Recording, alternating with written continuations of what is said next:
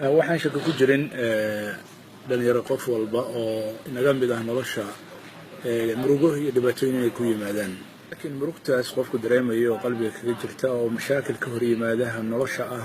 maxaa lagu daaweyn karaa maxay tahay waxa farxad ugu bedeli kara ducauna baray nabiga calayhi salaatu wasalaam oo yiri qof kasta oo muslima rag iyo dumar oo hami ama murug hela oo ducada ku ducaysta ilaa ilaahay uu ka bedelo wuxuu ugu bedelaa murugtaas farxad iyo rayrayn oo qalbigiisa ka helo macaankeeda ugu dhadhamiyo oo mushkiladii oo dhan aanu dareemin haba yaraatee hadaas waxay tahay dhageyso allahumma inni abduka ibn abdika ibn amatika nasiyati biyadika maadin fi hukmuka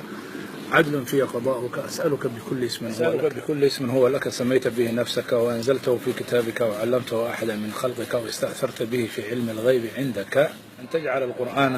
العظيم ربيع قلبي ونور صدري وجلاء حزني وذهاب همي وغمي وسائقي إليك إلى جناتك جنات النعيم. أنت أسألك دعاء دعاء سكوع العليو سجود يا صلاة يا صلاة كذب يا إلهي سبحانه وتعالى فرحة مصير.